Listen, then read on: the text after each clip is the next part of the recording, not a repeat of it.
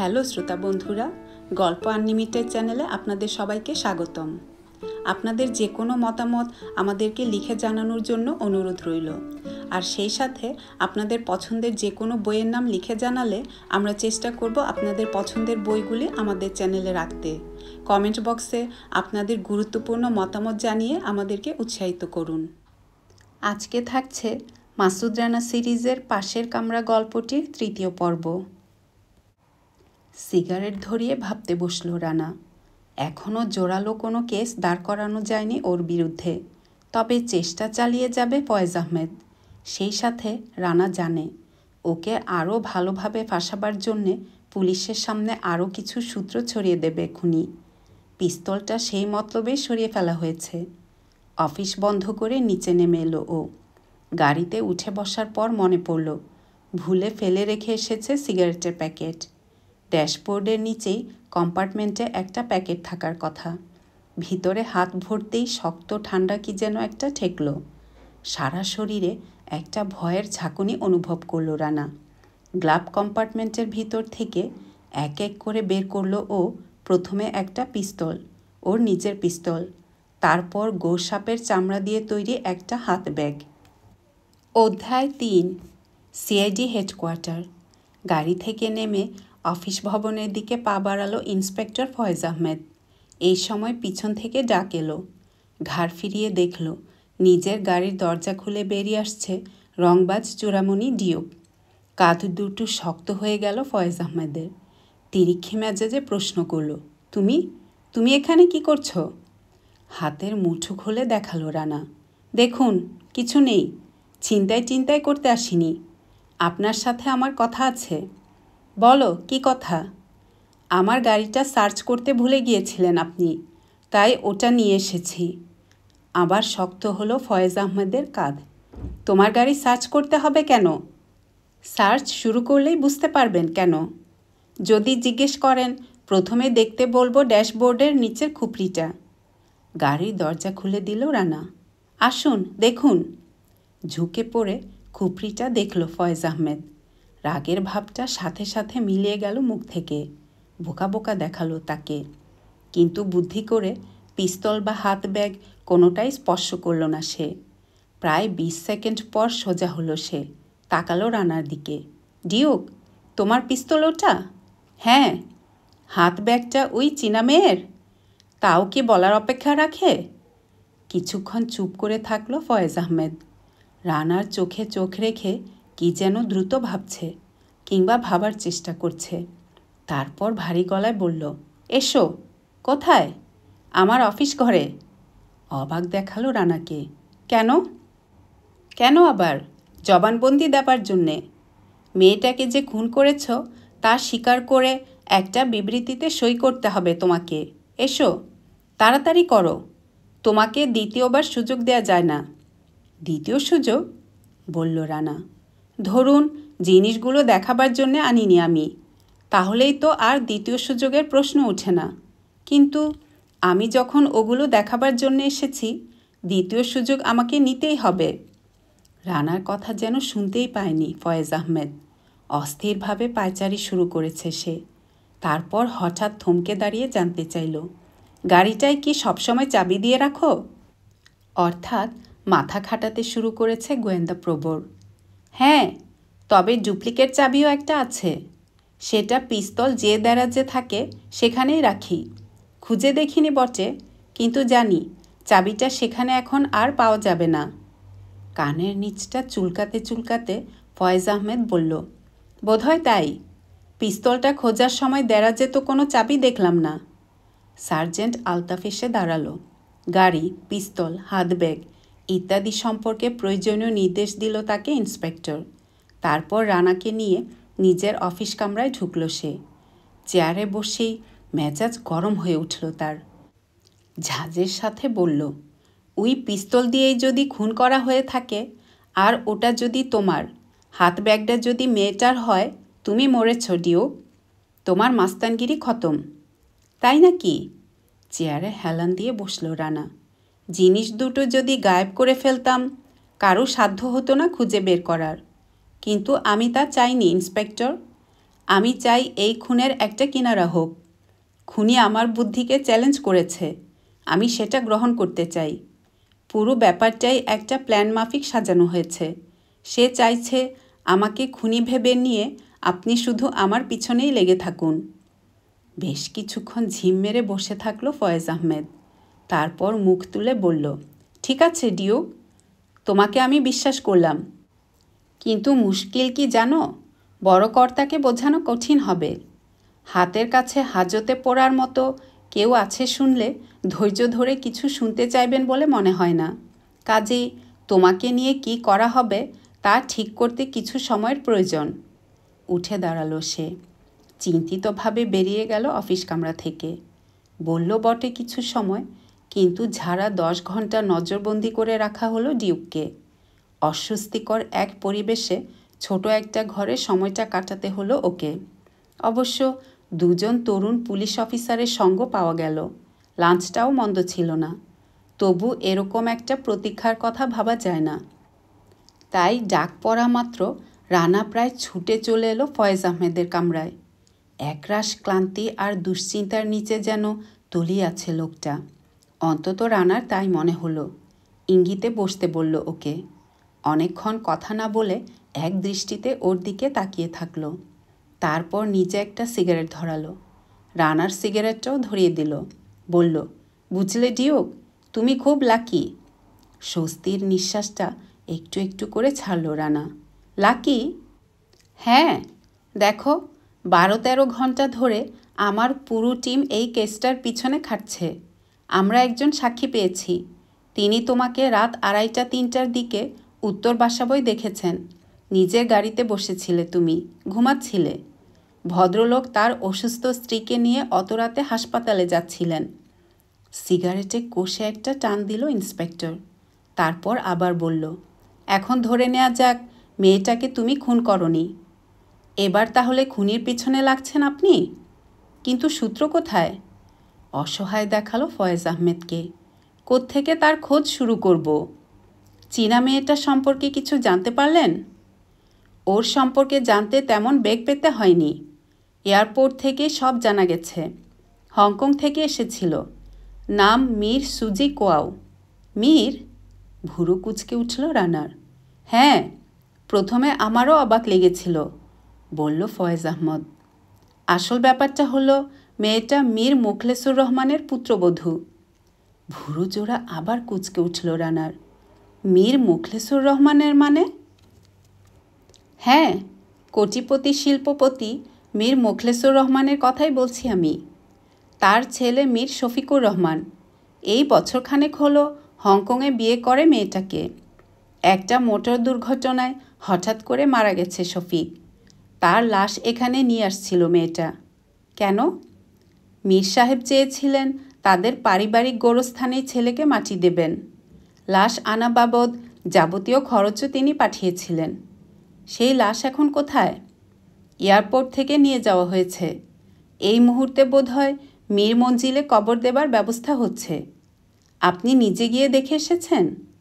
হঠাৎ ক্ষেপে উঠল ফয়েজ আহমেদ। আমাকে জ্ঞান দিচ্ছ নাকি? হ্যাঁ, আমি নিজে গিয়ে কফিন প্রয়োজনীয় কাগজপত্র সব খুঁটিয়ে দেখে এসেছি। কোথাও কোনো ঘাপলা নেই। রাত 1:30টায় এয়ারপোর্টে নামে মেয়েটা। সেখান থেকে ট্যাক্সি নিয়ে সোজা চলে যায় রক্সি বিল্ডিংয়ে। এখন প্রশ্ন হলো, বিদেশি একটা মেয়ে যে ঢাকায় আর কখনো আসেনি, সে এয়ারপোর্ট থেকে সোজা তোমার সাথে দেখা করার জন্য এলো কেন? আমার সাথে নয়, শুধরে দিল রানা। আমার নাম ভারিয়ে অপেক্ষা করে থাকা আরেকজনের সাথে। ঠিক আছে, ঠিক আছে, অসহিষ্ণু হয়ে উঠল ফয়েজ আহমেদ। কিন্তু কেন গেল ওখানে? মীর সাহেবের সাথে দেখা করেছেন? চর্বি সর্বস্ব ভেটক মুখটা কদাকার হয়ে উঠল ফয়েজ আহমেদের। করেছি বই কি। কোটিপতি কিনা রবি আলাদা। চোখ গরম করে শাসিয়ে দিয়েছেন আমাকে। বলেছেন তাড়াতাড়ি ওর পুত্রবধূর খুনিকে ধরে দিতে না পারলে আমাকে নাকি দায়িত্ব পালনের অযোগ্য ঘোষণা করার ব্যবস্থা করবেন। ফোঁস করে একটা নিঃশ্বাস ফেলল সে। বড় কর্তারা আবার তার ঘনিষ্ঠ বন্ধু। হ্যাঁ, ইচ্ছে করলে কোটিপতি মীর সাহেব আমাকে বেকায়দায় ফেলতে পারেন। হাসিটা চেপে গেল রানা। জানতে চাইল, বুড়ো কোনো সাহায্য করবেন বলে মনে হয়? এইসব ধনী বুড়োদের সম্পর্কে তোমার কোনো ধারণা নেই ডিও। এরা সাহায্য পেতে অভ্যস্ত, করতে নয়। সেই এক্সপ্রেস মেসেঞ্জারের খোঁজ পেয়েছেন, যার হাত দিয়ে টাকা পাঠানো হয়েছিল আমার কাছে?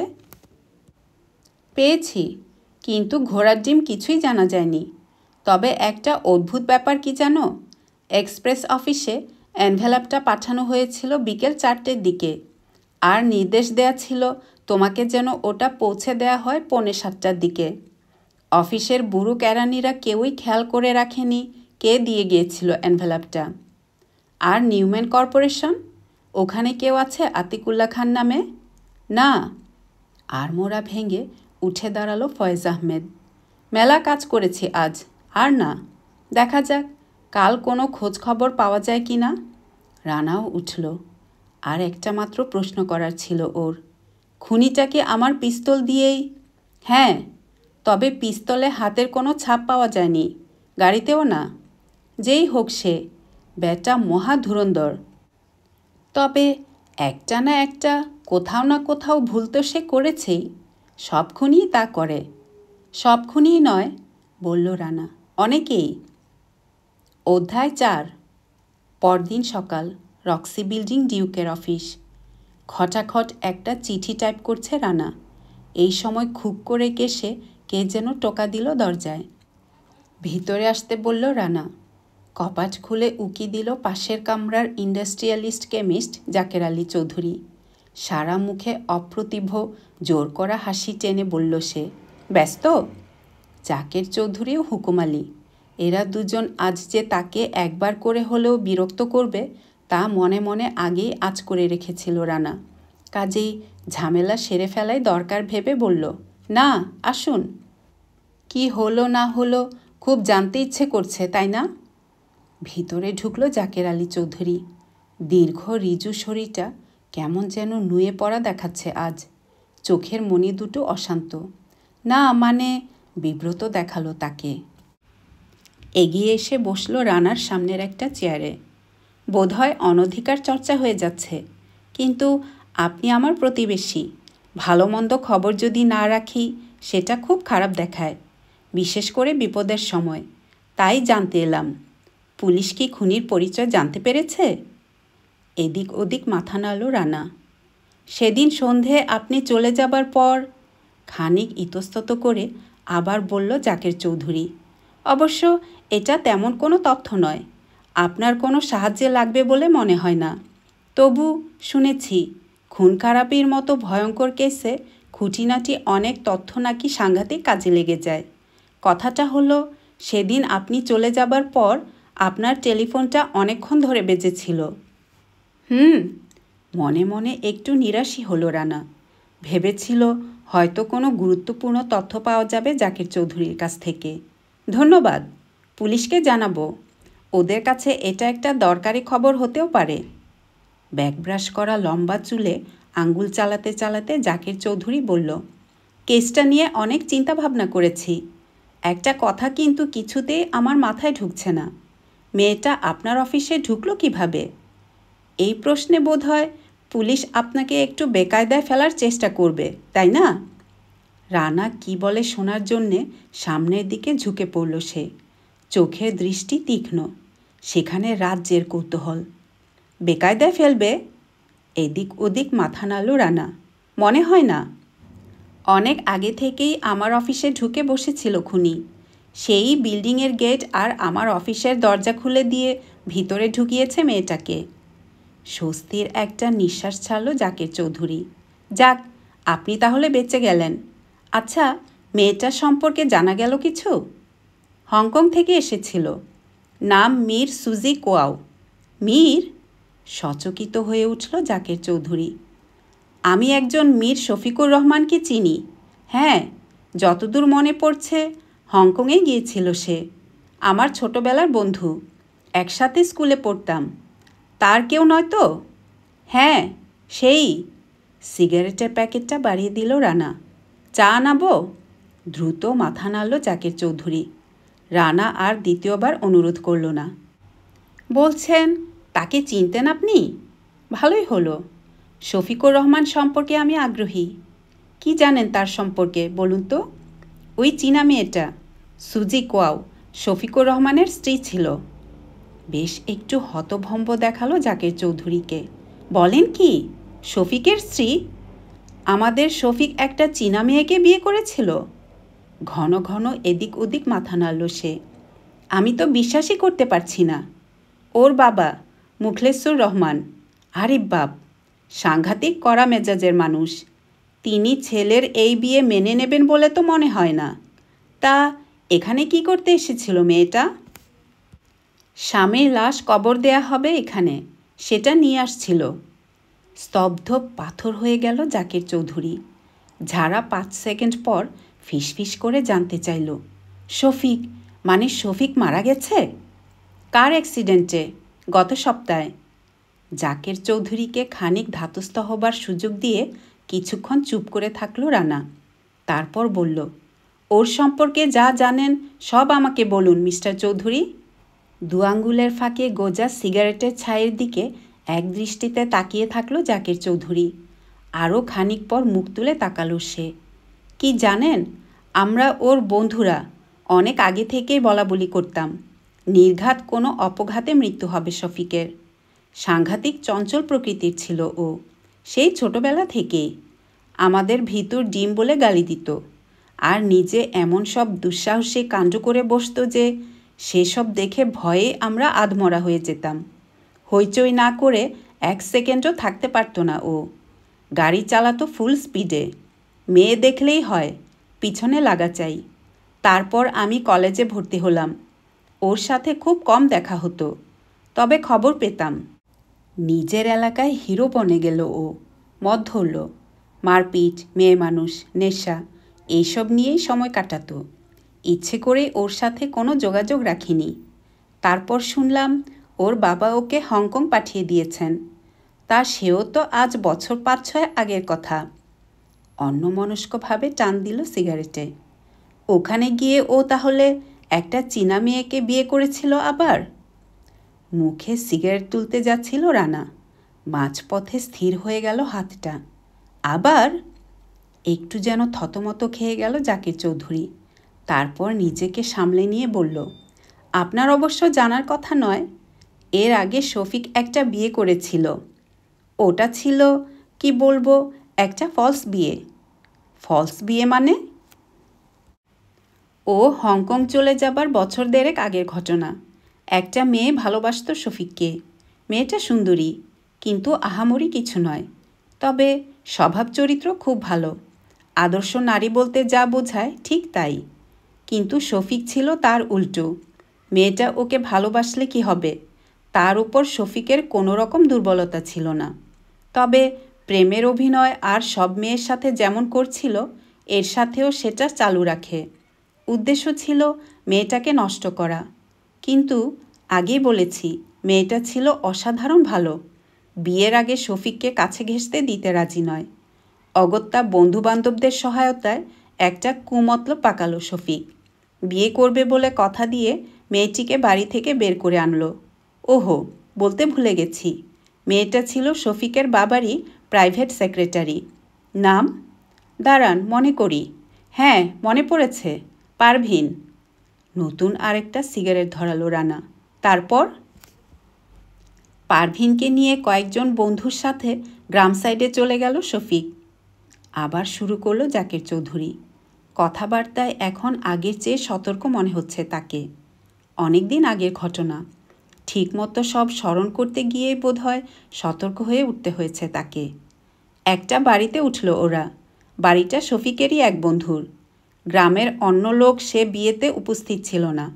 এমনকি কোনো মৌলভীকেও ডাকা হয়নি। তাহলে বিয়ে পড়ালো কে? তিক্ত একটু হাসল জাকির চৌধুরী। কে আবার? ওরই এক বন্ধু, মুখে নকলদারি লাগিয়ে। ইন্টারেস্টিং। তারপর? বিয়ে হয়ে গেল। আগেই ঢাকার একটা হোটেলে সুইট ভাড়া করে রেখেছিল শফিক। মাইক্রোবাসে করে সোজা শহরে ফিরে সেখানেই হানিমুনের জন্য ওঠার কথা ছিল। পারভিনকে নিয়ে বাড়িতে ওঠার কোনো ইচ্ছে তার ছিল না। প্রথম থেকেই চেষ্টা ছিল শফিকের বিয়ের কথাটা যথাসম্ভব কম লোককে জানানো। পারভিনকে বুঝিয়েছিল, বাবা এ বিয়ে মেনে নেবেন না, অন্তত এখনই মেনে নেবেন না, তাই আপাতত ওদেরকে হোটেলেই উঠতে হবে। সরল মনে কথাটা বিশ্বাস করেছিল পারভিন। তারপর কি হলো বলুন? বিরক্তি চেপে বলল রানা। ঘটনাটা খুবই মর্মান্তিক, কিন্তু শফিকের জন্যে সেটা হলো শাপে বর। মাইক্রোবাসে ওর বন্ধুরাও সবাই ছিল। শহরে ফেরার পথে গাড়ির নিয়ন্ত্রণ হারিয়ে ফেলে শফিক। রাস্তার কিনারা থেকে 40 ফুট নিচের নদীতে পড়ে গেল সেটা। 3 জন ছাড়া বাকি সবাই মারা যায়। ঘটনার তাৎপর্যটা বুঝতে চেষ্টা করল রানা। তারপর জানতে চাইল, 3 জন কে কে? শফিক, পারভিন আর সেই আলগা দাড়িওয়ালা নকল মৌলভী, অর্থাৎ শফিকের এক বন্ধু। একটা সিগারেট ধরালো জাকির চৌধুরী। 1 বছর পর শফিক স্ত্রী হিসেবে অস্বীকার করে পারভিনকে। পারভিন তখন 8 মাসের অন্তঃসত্ত্বা। পারভিন তার কাছে জানতে চাইল, আমাদের বিয়ে কি তাহলে মিথ্যে? শফিক বলল, হ্যাঁ মিথ্যে, কোনো সাক্ষী প্রমাণ কিছু নেই। যারা সাক্ষী ছিল তারা সবাই মারা গেছে। নকল মৌলভীর কথাটাও পারভিনকে বলল শফিক। সেই সাথে জানিয়ে দিল, তার সেই বন্ধুর পরিচয় কোনোদিনও জানতে পারবে না পারভিন। তাকে দেখলেও চেনার সাধ্য নেই তার। দাড়ি ছাড়া শফিকের সেই বন্ধুকে সত্যিই নাকি চেনা সম্ভব নয়। বাস্টার্ড, বিড়বিড় করে উচ্চারণ করল রানা। পর মুহূর্তে ভাবল, মরা একটা লোককে গালিগালাজ করে লাভ নেই। জানতে চাইল, তারপর কি অবস্থা হলো বেচারি পারভিনের? ফোঁস করে একটা নিঃশ্বাস ফেলল জাকির চৌধুরী। পারভিনকে হোটেলে ফেলে রেখে পালিয়ে গেল শফিক। তার খোঁজে মীর মঞ্জিলে এলো পারভিন। দেখা করল শফিকের বাবা মীর মুখলেসুর রহমানের সাথে। তিনি তো পারভিনকে দেখে মহা খাপ্পা। বললেন, কিছু না বলে চাকরি ছেড়ে চলে গিয়েছিলে কেন? পেট লক্ষ্য করে আরও বললেন, কাকে বিয়ে করেছ? আমাকে জানাওনি কেন? ইত্যাদি। বুড়ো একটু শান্ত হতে তাকে সব কথা খুলে বলল পারভিন। বলল, আমি আপনার ছেলের সন্তান বয়ে বেড়াচ্ছি। কিন্তু এত সব কথা আপনি জানলেন কোত্থেকে? ক্ষীণ একটু তেতো হাসল জাকির চৌধুরী। হংকং চলে যাবার কয়েকদিন আগে শফিকের সাথে দেখা হয়েছিল আমার। হঠাৎ দেখা, অনেক দিন পর, রাস্তার উপর। জোরজার করে টেনে নিয়ে গিয়ে একটা রেস্তোরাঁয় বসালো। কাজু বাদাম আর কফি খাইয়ে চিটিংবাজির পুরো গল্পটা শোনালো আমাকে। বরাবরই এ ধরনের গল্প শুনিয়ে অদ্ভুত এক আনন্দ পেত শফিক। রুচি বিকৃতি আর কি। বলল রানা। তারপর কি হলো? উত্তরে পারভিনকে কি বললেন বুড়ো মীর সাহেব? মীর সাহেব মানুষ হিসেবে খারাপ নন, কিন্তু তার কাছে সবচেয়ে আগে হলো বংশ এবং সামাজিক মর্যাদা। কোথাও কিছু নেই। তার প্রাইভেট সেক্রেটারি 1 বছর গায়েব থাকার পর হঠাৎ উদয় হয়ে বলল, আমি আপনার পুত্রবধূ, আর তিনি তা মেনে নিলেন।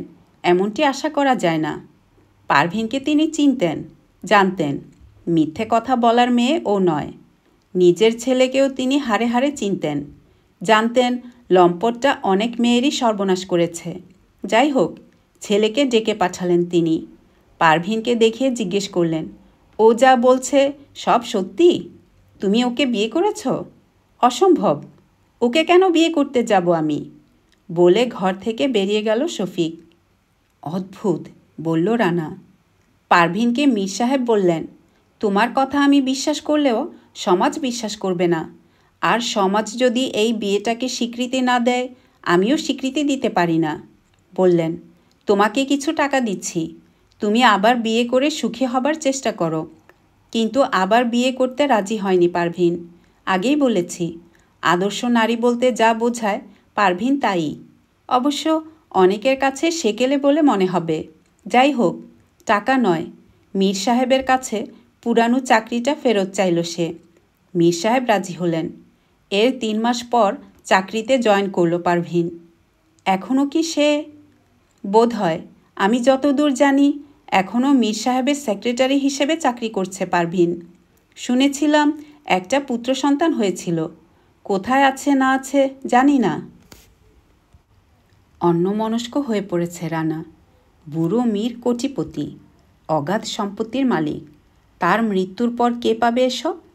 একমাত্র ছেলে মারা গেছে। পুত্রবধূদের একজন খুন হয়েছে, অপরজন বেঁচে থাকলেও তার সামাজিক স্বীকৃতি নেই। তাহলে কাকে এসব দিয়ে যাবেন বৃদ্ধ? হঠাৎ মুখ তুলে তাকালো রানা। আচ্ছা, সেই নকল মৌলভী আসলে কে? শফিকের বন্ধু যখন, আপনি তাকে নিশ্চয়ই চিনেন। নিজের স্বার্থের ব্যাপারে টনটনে জ্ঞান ছিল শফিকের। গম্ভীর হয়ে উঠে বলল জাকের চৌধুরী, জানতো ওই বন্ধুর পরিচয় ফাঁস হয়ে গেলেই পারভিন বিয়েটাকে প্রতিষ্ঠিত করার চেষ্টা চালাবে। সেই জন্যেই কিছুতেই সেই বন্ধুর পরিচয় জানায়নি আমাকে। চিন্তিত দেখালো রানাকে। সেই বন্ধুটিই বা কেমন লোক? একটা মেয়ে পথে বসছে, জেনেও সত্যি কথাটা প্রকাশ করে দেয়নি কেন? শফিকের বন্ধু শফিকের মতোই হবে, তাচ্ছিল্যের সাথে বলল জাকের চৌধুরী। মেয়েটার জন্যে তার কোনো দরদ থাকার কথা নয়, শফিকের স্বার্থটাই তার কাছে বড়। আপনি অনুমান করেও বলতে পারবেন না শফিকের সেই বন্ধুটি কে হতে পারে? এদিক ওদিক মাথা নাড়ল জাকের চৌধুরী। বিষণ্ণ দেখালো তাকে। ওর সব বন্ধুকে আমি চিনতামও না মিস্টার ডিওক, কিন্তু এ ব্যাপারে কিছু জেনে লাভ আছে কোনো? আপনার এই কেসের কোনো সুরাহা হবে তাতে? তা হয়তো হবে না, কিন্তু মেয়েটার কথা ভেবে খারাপ লাগছে আমার, বলল রানা। ইচ্ছে হচ্ছে একমাত্র জীবিত সাক্ষীকে খুঁজে বের করে তার কপালে পিস্তল চেপে ধরে বলি, সত্যি কথাটা স্বীকার কর বেটা, নইলে দিলাম তোর মাথার খুলি উড়িয়ে। হো হো করে হেসে উঠল জাকের চৌধুরী। তাকে আপনি পাচ্ছেন কোথায়? তার পরিচয় একমাত্র শফিকই জানত। শফিক মারা যাবার পর সবার নাগালের বাইরে চলে গেছে সে। গম্ভীর হলো রানা। আমি কিন্তু এত সহজে নিরাশ হই না। কারু না কারু কাছে তার সেই বন্ধুটির নাম শফিক বলে থাকতেও পারে। কি যেন বলতে যাচ্ছিল জাকের চৌধুরী, তাকে থামতে ইশারা করে আবার বলল রানা, মেয়েটাকে দেখিনি কোনো দিন, দেখার সুযোগ হবে কিনা তাও জানি না, কিন্তু আপনার মুখে তার দুঃখের কাহিনী শুনে আমার বুকে একটা আঁচড় পড়েছে। চোখ কান খোলা রাখব আমি। আমার সাধ্যের মধ্যে হলে তাকে আমি তার প্রাপ্য মর্যাদা এবং স্বীকৃতি ফিরিয়ে দেবার চেষ্টা করব। হঠাৎ থেমে গেল রানা। মনে মনে তিরস্কার করল নিজেকে। সে কি পাগল হয়ে গেল? এসব কথা কাউকে শোনাবার কোনো মানে হয়? রিস্টোয়াচ দেখল জাকের চৌধুরী। মুখ তুলে বলল, আমরা কিন্তু মার্ডার কেস থেকে অনেক দূরের প্রসঙ্গে চলে এসেছি। ভাবছিলাম ওই চীনা মেয়েটা, শফিকের দ্বিতীয় স্ত্রী, সে খুন হলো কেন? এই প্রশ্নের উত্তরই তো খুঁজছে পুলিশ। আপনার জন্যে একটা উটকো সমস্যা, তাই না? কণ্ঠে সহানুভূতি টেনে বলল জাকের চৌধুরী। মানে, মেয়েটা আপনার কাছে কেন এসেছিল সেটা একটা রহস্য, তাই না? বিরক্তি বোধ করল রানা। লোকটা একটু বেশি কৌতূহল দেখাচ্ছে। রহস্য? হ্যাঁ, তা বটে, কিন্তু কোনো রহস্যই শেষ পর্যন্ত রহস্য থাকে না। এরও একটা মীমাংসা হবে। পাশের কামরা থেকে টেলিফোনের আওয়াজ ভেসে এলো। তাড়াতাড়ি উঠে দাঁড়ালো জাকের চৌধুরী। আপনাকে বিরক্ত করলাম, কিন্তু একটা কথা, যদি মনে করেন আমি কোনো সাহায্যে লাগব, সাথে সাথে জানাবেন, সাধ্যমতো করব আমি। ধন্যবাদ, বলল রানা। দরজার কাছে গিয়ে আবার ঘুরে দাঁড়ালো জাকের চৌধুরী। শফিক সম্পর্কে আর কিছু যদি মনে করতে পারি আপনাকে জানাবো, কেমন? অবশ্যই, চলে গেল জাকের চৌধুরী। তার বলা কথাগুলোই ভাবছিল রানা। এই সময় টেলিফোন বেজে উঠল। রিসিভার তুলতে মিষ্টি সুরেলা একটা নারী কণ্ঠ কানে এলো। আমি মিস্টার মীর মোখলেসুর রহমানের সেক্রেটারি বলছি। আপনি মিস্টার ডিওক? সাথে সাথে জবাব দিতে পারল না রানা। এতক্ষণ এই পারভিনের কথাই ভাবছিল ও। গলাটা তো আশ্চর্য, দেখতেও নিশ্চয়ই সুন্দরী হবে। মনে মনে পারভিনের একটা ছবি কল্পনা করে নিল ও। হ্যাঁ মিস্টার ডিওক, আজ বিকেলের দিকে আপনি একটু সময় দিবেন প্লিজ? মিস্টার রহমান আপনার সাথে দেখা করতে চান। চট করে অ্যাপয়েন্টমেন্ট রেজিস্টারটা দেখে নিল রানা। বলল, সময় দেয়া সম্ভব, কিন্তু ঠিক কী ব্যাপারে দেখা করতে চান তিনি তা যদি। বাধা দিয়ে সেক্রেটারি বলল, কেন দেখা করতে চান তা বোধহয় আপনারও জানা আছে, তাই না মিস্টার ডিও? শান্ত সুরে বলল কথাটা, কিন্তু বলার ভঙ্গিতে ক্ষীণ একটু কাঠিন্য অনুভব করল রানা। ওকে কোনো কথা বলার অবকাশ না দিয়ে আবার বলল সে, মীর মঞ্জিল, গুলশান। নিশ্চয়ই চিনেন আপনি। 3টের সময়, কেমন? বলে আর অপেক্ষা করল না, যোগাযোগ কেটে দিল। আজকের পর্বটি এখানেই শেষ হলো। প্রিয় শ্রোতা বন্ধুরা, চ্যানেলটিতে সাবস্ক্রাইব করে আমাদের সাথেই থাকুন, আর গল্পগুলি ভালো লাগলে লাইক এবং শেয়ার করুন। সবার জন্য মঙ্গল কামনা করে আজকে এখানেই শেষ করছি। আল্লাহ হাফেজ।